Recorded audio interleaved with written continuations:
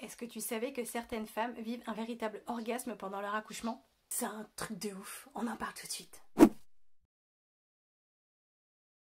Alors non, l'accouchement orgasmique, ce n'est pas un délire de sorcière un soir de pleine lune.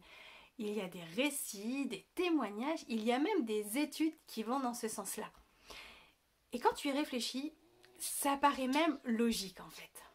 Devine quoi? C'est le même chemin en fait. Les hormones du plaisir sont les mêmes que les hormones de l'accouchement. Les zones stimulées pendant le rapport sexuel sont aussi stimulées pendant la descente de ton bébé. Donc rien d'étonnant en soi.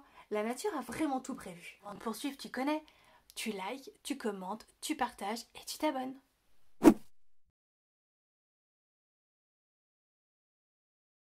Parce que tu as été littéralement programmé pour souffrir. Parce que dans notre société, accouchement égale douleur. C'est comme ça depuis très longtemps. Depuis trop longtemps même d'ailleurs. Tous les récits d'accouchement sont catastrophiques. Les films te montrent des femmes en pleine souffrance. Et d'ailleurs, c'est difficile de voir des images d'accouchement naturel, c'est souvent censuré. Tout ce qui est plaisir, sensualité et joie, en fait, c'est comme s'ils étaient interdits de présence dans les salles de naissance. C'est fou quand même! Pourtant, dans une ambiance douce, chaleureuse, respectée, avec la bonne préparation mentale et corporelle, ton utérus, il peut faire des miracles. On parle d'un état de transe, de jouissance, de connexion ultime avec ton corps, avec ton bébé, avec la vie. Et il y a des femmes qui pleurent, il y a des femmes qui rient, d'autres frissonnent de joie. Et certaines même crient encore. Et franchement, qui a dit que c'était interdit de kiffer son accouchement?